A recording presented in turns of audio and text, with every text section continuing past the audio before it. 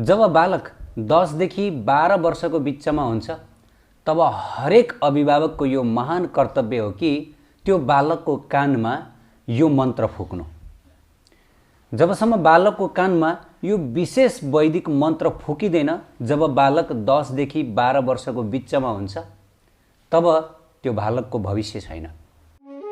यस दिव्य YouTube च्यानललाई subscribe गरिदिनु होला, लाइक गरिदिनु होला र यो तलको बेल आइकन पनि दबाइदिनु होला। तब उसको जीवनमा सफलता छैन, उसको जीवन बेकार हुन सक्छ। यो शास्त्रमा बताइएको छ। कुन हो त्यो मन्त्र जुन 10 देखि 12 वर्षको बिचमा बालकको कानमा फुकिसक्नुपर्छ? हाम्रो गाउँघरतिर बालकको व्रतबन्ध गर्ने चलन छ। अनेक किसिमका संस्कारहरू छन्। अन्नप्राशन गर्ने संस्कार छ, न्वारण संस्कार छ। त यी संस्कारहरू भनेको लौकिक संस्कार, अर्थात् लौकिक जगतमा उसको कार्यसिद्धिका लागि, लौकिक कार्यका लागि। तर यथार्थमा लौकिक कार्यहरूद्वारा जीवको परम कल्याण हुन सक्दैन। त्यो आवश्यक छ, तर पनि त्यसबाट परम कल्याण नहुन सक्छ।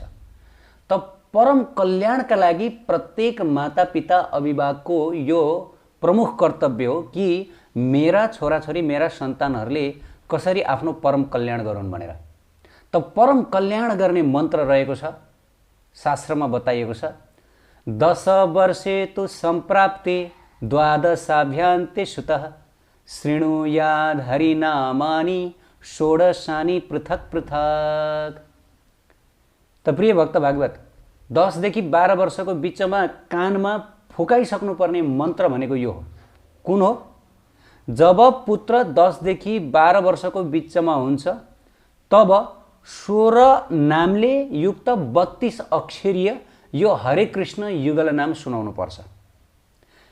यो हरे कृष्ण नाम, जसलाई युगल नाम भनिन्छ, जब यो महामन्त्र उसको कानमा सुनाइन्छ तब उसको कर्ण शुद्धि हुन्छ। त शास्त्रमा बताइयो, जब 10 देखि 12 वर्षको बिचमा यो युगल नाम, जसलाई महामन्त्र भनिन्छ, यो हरे कृष्ण महामन्त्र बालकको कानमा सुनाइदैन तबसम्म उसको कर्ण शुद्धि हुँदैन। अब जानौँ, यदि बालकको कर्ण शुद्धि भएन भने के हुन्छ? यदि बालकको कर्ण शुद्धि भएन भने उसको भविष्य अन्धकारमय हुन्छ, उसको जीवन पीडादायी बन्दछ, दुःखले भरिभर हुन्छ। यो शास्त्रमा बताइएको छ। अधिकांश अभिभावकलाई त थाहा नै छैन कि कर्ण शुद्धि भने के हो। पहिले जसले जान्दथे उनीहरूले गर्दथे। तर अब आजकल त यो भौतिकवादी सभ्यता, अन्धकारमय सभ्यता, बाहिरबाट एकदम जाने बुझेको जस्तो ठान्दछ, तर भित्रबाट अज्ञान छ। के थाहा कर्ण शुद्धि भने के हो? त शास्त्रमा बताइएको छ कि कर्ण शुद्धि नगरेमा के हुन्छ? राधा तन्त्रको त्रिपुरा वासुदेव संवादमा वर्णन गरिएको छ। हरिनामम बिना पुत्र कर्ण शुद्धि न जायते। ल, स्पष्ट बताइयो। जबसम्म बालकको कान यो 16 मन्त्रीय 32 अक्षरीय महामन्त्र फुकाइँदैन तबसम्म के हुन्छ? बालकको कर्ण शुद्धि हुँदैन। भन्न खोजेको भगवान नाम मन्त्रद्वारा उसको कान फुकाउनु पर्छ। र जबसम्म बालकको कर्ण शुद्धि हुँदैन तबसम्म उसले प्राप्त गरेको जुनै पनि ज्ञान छ, चाहे गुरुकुलमा प्राप्त गरेको ज्ञान होस्, चाहे स्कुल कलेज युनिभर्सिटीमा प्राप्त गरेको ज्ञान विद्या शिक्षा, सब बेकार हुन्छ। त्यसको कुनै अर्थ हुँदैन भनियो। त्यसकारणले उसको कानमा गुरुद्वारा, गुरु पनि कस्तो हुनुपर्दछ? वैष्णव गुरु। अवैष्णव मुखद गृणम पुतम हरिम कथामृतम। अवैष्णवबाट कहिले पनि दीक्षा ग्रहण गर्नुहुन्न। यो शास्त्रमा बताइयो। वैष्णव गुरु, किनभने वैष्णव भनेको भगवानका प्रिय भक्तहरू, भगवानलाई पनि प्यारो र भगवानका पनि प्यारा। त वैष्णव गुरुद्वारा कान फुकाउनु पर्छ। कानमा यो 16 नामीय 32 अक्षरीय महामन्त्र युगल नाम सुनाउनु पर्दछ। यसबाट उसको जीवनमा परम कल्याण हुन्छ, उसको उद्धार बन्दछ। हेर्नुहोस् प्रिय भक्त भागवत, आजकल जीवको कल्याण गर्ने, जीवको उद्धार गर्नेतिर कसैको मन जाँदैन। किन भन्दा यो भौतिकवादी सभ्यता हो। भौतिकवादी सभ्यता भनेको आहार निन्द्रा भय मैथुन, खाऊ सुत, स्त्री पुरुषसँग र झैझगडा गर, बस यति। भौतिकवादी शिक्षा र भौतिकवादी सभ्यताले योभन्दा पर केही सिकाएको छ? आहार निन्द्रा भए मैथुन। तर हाम्रो शास्त्रमा बताइएको छ आहार निन्द्रा भए मैथुन भनेको पशु प्रवृत्ति हो। यो पशुहरूले गर्ने काम हो, मनुष्यको लागि होइन। मनुष्यको लागि त धर्मो हितेशम अधिको विशेष, धर्मेन हिन पशु भी समान।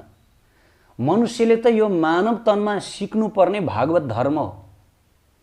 आफूले आफूलाई चिन्ने हो, म को हुँ, कहाँबाट आएँ, अब म कहाँ जान्छु, भगवानका साथमा मेरो सम्बन्ध के छ, मुक्ति के हो, यो संसार के हो, प्रभुको धाम के हो। त यो किसिमको यदि शिक्षा जीवात्मालाई दिँदैन भनेदेखि त्यो अशिक्षा हो। त आजकल वर्तमान सभ्यता र वर्तमान शिक्षाले दिएको शिक्षा के छ? A for apple, B for ball, C for cat, D for dog. C for cat, D for dog, यो शिक्षा दिएर आजकल हामी अभिभावकहरू के सोच्ने गर्दछौँ? आहा, मैले ज्ञानी बनाएँ मेरा छोरछोरीलाई, शिक्षित बनाएँ, सभ्य बनाएँ। अरे यो शिक्षा होइन, यो शिक्षित बनाइएको होइन, यो झन् अशिक्षित बनाइएको, यो झन् अशिक्षित बनाइएको। अङ्ग्रेजी भाषा पढाएर C for cat, D for dog पढाएर उसलाई वास्तवमा शिक्षित बनाइएको होइन। वास्तविक शिक्षा भनेको के हो भन्दाखेरि जसरी एउटा घरमा आगलागी भएको हुन्छ, दनदन्ती आगो दन्किरहेको छ र त्यहाँभित्र तपाईँका मान्छेहरू छन् र उनीहरूलाई असली शिक्षा भनेको त्यो हो कि त्यो आगलागी भएको घरबाट कसरी बाहिर निस्कने हो। हाम्रो वेदशास्त्रहरूले सिकाउने यही हो, हाम्रो भागवतले सिकाउने शिक्षा यही हो कि कसरी तिमी यो भवसागरबाट, यो जन्म मरणको संसारबाट तिमी उद्धार भएर तिमी प्रभुको धाम जान सक्छौ, जहाँ गएर कहिले पनि जन्म मृत्यु हुँदैन, कहिले पनि पुनर्जन्म हुँदैन, अनन्त अनन्त सुख, अनन्त अनन्त प्रेम राज्यमा तिमी जान सक्दछौ। आत्माको वास्तविक घर फर्काउने कार्यमा हाम्रो शास्त्रले हामीलाई शिक्षा दिन्छ। यो हो वास्तविक शिक्षा। तर यो होइन कि संसारमै सुख शैलमा बस, संसार नै तिम्रो घर हो, यो संसार बाहेक अरू लोकको बारेमा सोच्दा पनि नसोच, हे भगवान सगवान छैन, कसले देखेर आयो, हे भगवानको धाम गोलोक धाम रे, हे यस्ता नचाहिने कुरा हो। आधुनिक शिक्षाले सिकाएको यही छ, भगवानमा विश्वास नगर, गोलोक धाममा विश्वास नगर। तपाईँले देख्नुभयो भगवान हो, यो शिक्षा छ आधुनिक सभ्यताको। त्यसकारणले गर्दा यो शिक्षा होइन, यो अशिक्षा हो। तर यो अशिक्षालाई नै अहिले संसारमा शिक्षा मानिएको छ, यो ट्रेन्ड चलेको छ। अनि हामी मक्ख पर्छौँ, मैले शिक्षा दिएँ, मैले ज्ञान दिएँ। यो ज्ञान होइन, यो ज्ञान रूपी अज्ञान हो।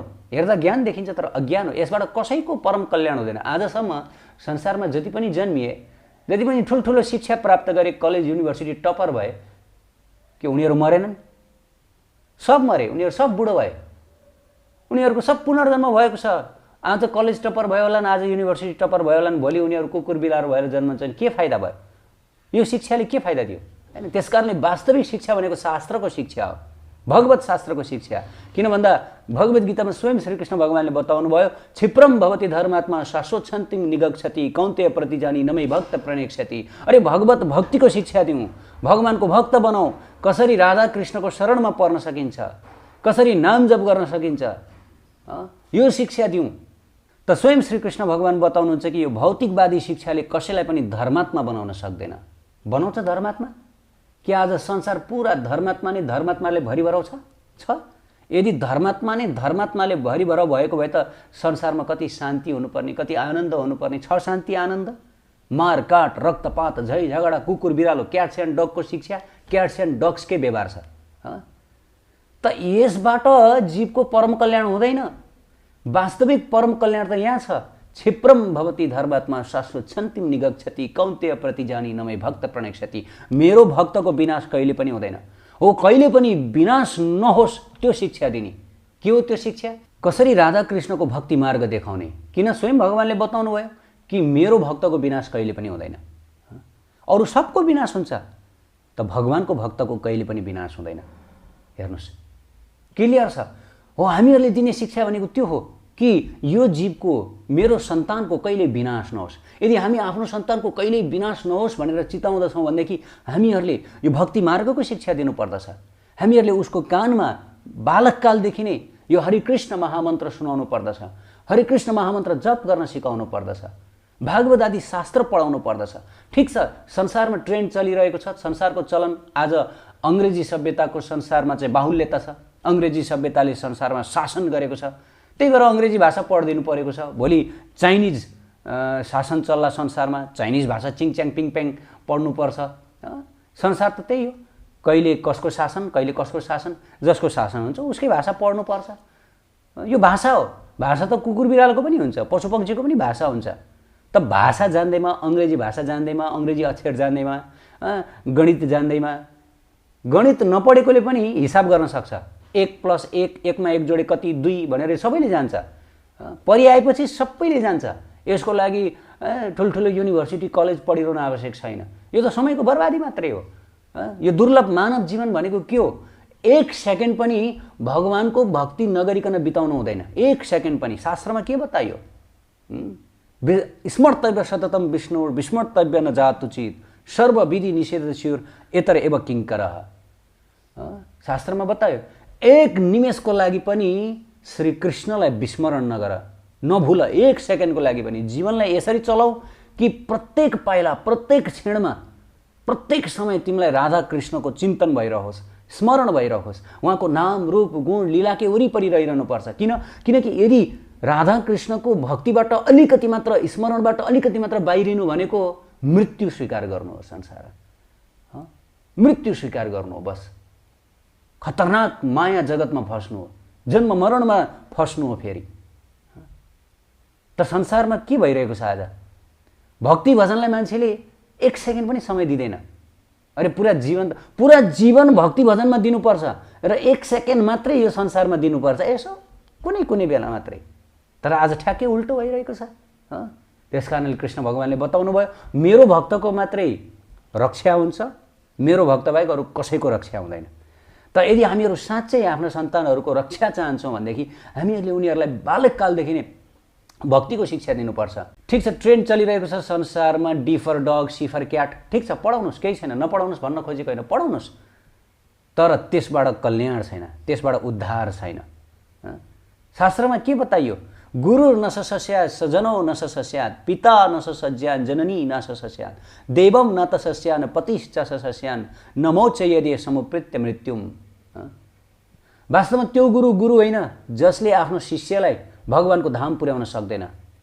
त्यो पिता, त्यो माता वास्तविक पिता माता होइन जसले आफ्ना सन्तानहरूलाई राधा कृष्णको भगवानको धाम देखाउन सक्दैनन्।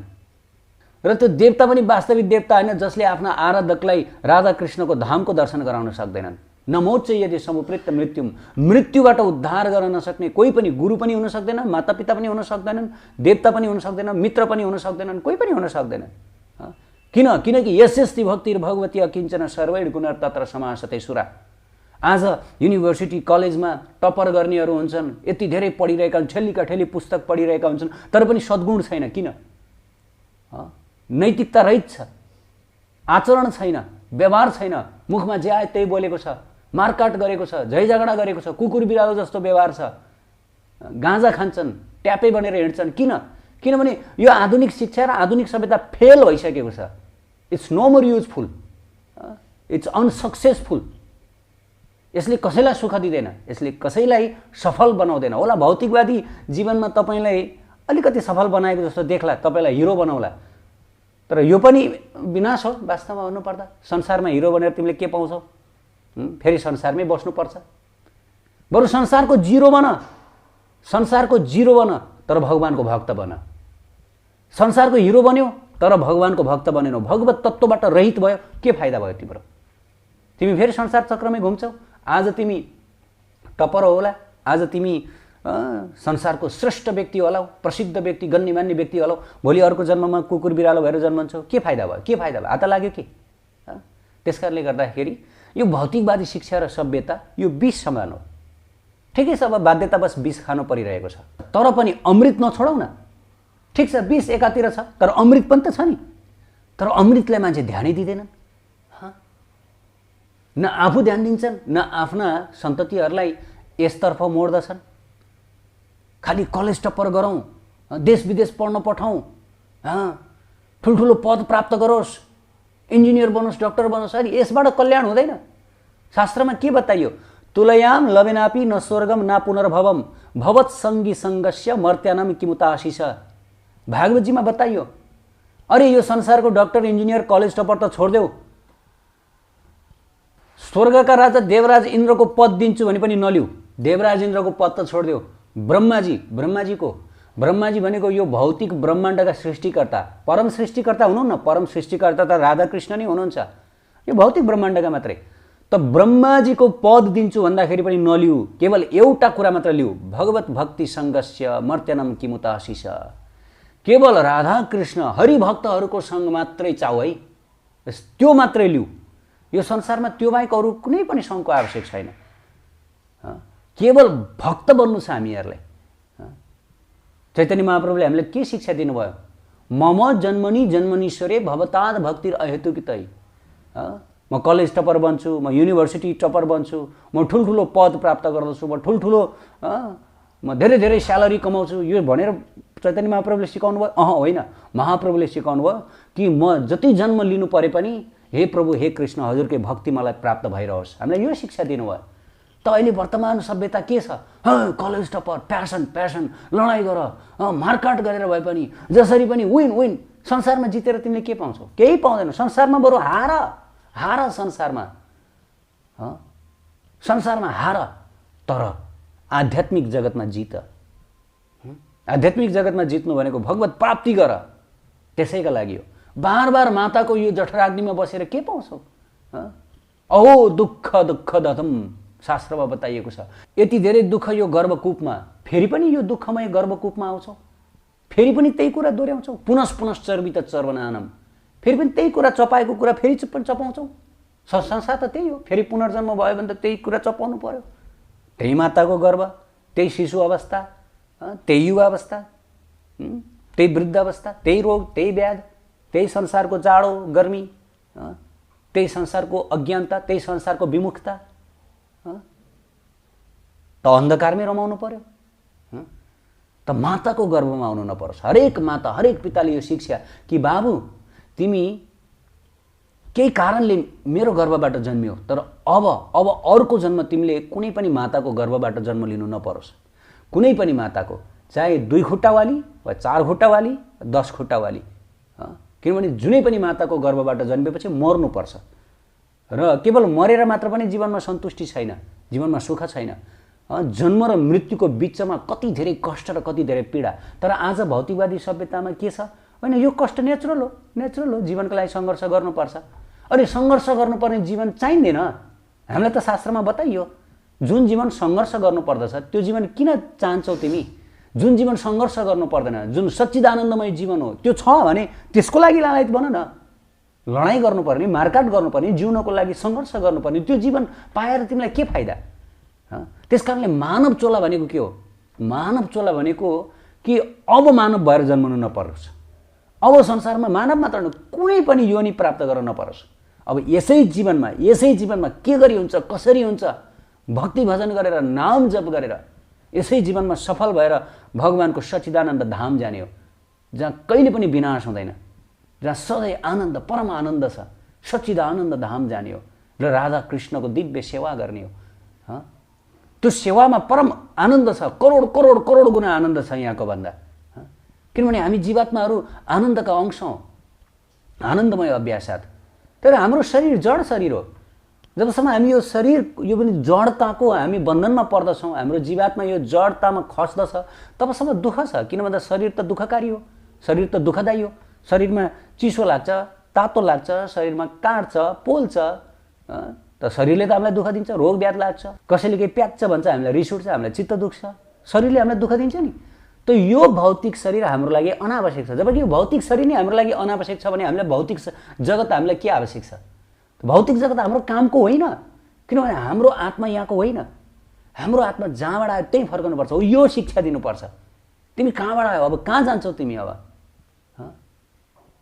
तपाईँ हामी सब भगवत अंशहरू हौँ र हामी भगवत अंश भएको कारणले गर्दा अब भगवत राज्यमै फर्कनु पर्दछ। हामी जहाँबाट आयो त्यही, जसरी माछा पानीभन्दा बाहिर छ, उसलाई पानीभित्रै राखिदिनुपर्छ, तब मात्रै उसको वास्तविक सुख शान्ति हुन्छ। पानी बाहिर त छटपटाउँछ। हाम्रो स्थिति यति बेला त्यही छ, हामी पानी बाहिर छौँ, अर्थात् हामी भगवानको धामबाट टाढिएका छौँ। राधा रानीको चरणबाट हामी टाढिएका छौँ, उहाँको आश्रयमा छैनौँ यति बेला, त हामी उहाँको आश्रयमा जानुपर्दछ। त्यसैमा परम सुख छ, जसरी त्यो माछा जलको आश्रयमा जानुपर्दछ। त आजको भौतिकवादी शिक्षा र सभ्यताले के भन्छ? भगवानै छैन भन्छ, भगवानको धाम छैन भन्छ। त यो अशिक्षा हो वास्तवमा। This is not knowledge, this is ignorance. ठिक छ, यो चलिरहोस्, मैले नगर्ने भनेको होइन, तर यतापट्टि पनि चल्नुपर्छ। भौतिकवादी आफ्नो ठाउँमा छ र एक समय आउँछ जुन समय भौतिकवादी विचारलाई पूर्ण रूपले त्यागेर केवल आध्यात्मिक बन्नुपर्दछ। तर यदि हामीहरूले आध्यात्मिक शिक्षा नै दिँदैनौँ, हामीले कानै फुकाउँदैनौँ भगवानको नाम, भगवानको भागवतले भनेदेखि कसरी उद्धार हुन्छ? त्यस कारणले गर्दाखेरि वर्तमान समय बडा खतरनाक छ, बडा सबको बिजोक हुँदैछ, सबको बिजोक हुँदैछ। भौतिकवादी अन्धो सभ्यताले सबलाई यति रुवाउँदैछ, संसारमा पनि रुवाउँदैछ र यो संसारपछि पनि रुवाउँदैछ। जो जो बुद्धिमान छन् ती बुद्धिमानले अहिलेदेखि नै सद्गुरुको चरणाश्रय लिएर गुरुको मुखारविन्दबाट जुन बाणी निस्कन्छ त्यो बाणीलाई आत्मसात गरेर भक्ति भजनमा लागेर आफ्नो जीवन सार्थक गर्दछन्। अरू सबै त भगवानले बताउनु भइसक्यो, मेरो भक्तको मात्रै उद्धार हुन्छ, अरूको विनाश हुन्छ, सिद्धियो। कौन्तेय प्रतिजानी नमे भक्त प्रणेक्षति। हे कौन्तेय, तिमी चिच्याएर घोषणा गरिदेऊ कि मेरो जो भक्त हो उसको मात्रै रक्षा हुन्छ, अरू सबको, अरू त सब यो संसार रूपी मायाको चक्रमा जेलिएर पेलिएर नष्ट भएर जान्छन्। किन भन्दा संसारमा हामी देखिसकेका छौँ, केही गरी पनि उनीहरूलाई सुख मिल्दैन। कसरी सुख मिल्छ? धेरै पैसा भएर सुख मिल्छ। धेरै पैसा भएर सुख मिल्ने भए संसारमा मान्छेहरू कति पैसा छ, आमामामा पैसाको खाटमा सुत्छन्, सुख छ, उनीहरू सुसाइड गर्दछन्। पैसाले सुख दिन्छ त? आजकलको शिक्षाले के छ? धेरै कमाएपछि खुसी मिल्छ, धेरै पैसा कमाउनु पर्छ। अरे पैसा कमाउनेहरू अलरेडी सुसाइड गरिरहेछन्, त्यो पनि हेर न, त्यो पनि हेर न पैसा कमाउनेहरूको दुःख। अनि आजको सभ्यताले भन्छ ए ठुल्ठुलो घर बनाएर, अनि ठुल्ठुलो घर बनाएर घरको छतबाट हाम फालेर मर्नेहरू पनि छन्, त्यो पनि हेर न पहिला। अरे होइन ठुल्ठुलो रोड बनाएर, अरे रोड बनाएर कति धेरै मान्छे एक्सिडेन्टमा मरिरहेका छन्, त्यो पनि हेर न संसारमा।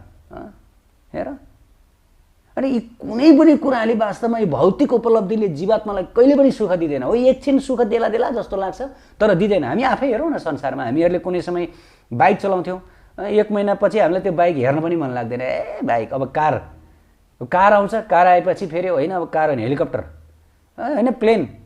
किनभने भौतिकवादी इच्छा छ। यो भौतिकवादी इच्छा भनेको कहिले तृप्त हुँदैन, कहिले तृप्त हुँदैन, कहिले मनमा शान्ति हुँदैन। त्यस कारणले भौतिकवादी मार्ग भनेको सधैँभरि घातक मार्ग हुन्छ, घातक। हामीहरू आध्यात्मिक मार्गमा जानुपर्छ। आध्यात्मिक मार्गमा हेर्नुहोस् त, धन छैन तर व्यक्ति खुसी छ, घर छैन तर व्यक्ति खुसी छ, लाउनलाई राम्रो छैन तर व्यक्ति खुसी छ। भौतिकवादी सभ्यतामा सबै कुरा छ, टन्न धन छ दुखी छ, टन्न पैसा छ दुखी छ, ठुल्ठुलो घर छ दुखी छ, जे भन्यो त्यही छ दुखी छ, फेसबुक छ, ट्विटर छ तपाईँ दुखी छ। आध्यात्मिक जीवनमा यो केही पनि छैन, जङ्गलमा बास गरेछ तर पनि सुखी आनन्द छ। किन भन्दाखेरि आध्यात्मिक जीवन भने अन्तर्मुखी हो। जति जति हामी आफ्नो गहिराइमा जान्छौँ, आत्मातिर जान्छौँ, आत्मा बाहिरतिर होइन, बाहिरतिर नजाऊ, बाहिरतिर जाँदै नजाऊ, बाहिरतिर केही छैन। यो आँखाले जुन इन्द्रियहरूले प्राप्त गर्ने जुन बाहिरका सुख शैल छ यो केही पनि छैन। यो वास्तवमा यो सब यो मृग तृष्णा हो।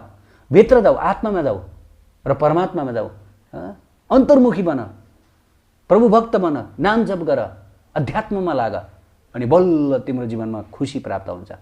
नत्र भने मृग तृष्णा हो, केही प्राप्त हुँदैन, जीवन व्यर्थ भयो। भोलि गरौँला भन्छौ, भोलि कहिले आउँदैन। यस दिव्य युट्युब च्यानललाई सब्स्क्राइब गरिदिनु होला, लाइक गरिदिनु होला र यो तलको बेल आइकन पनि दबाइदिनु होला।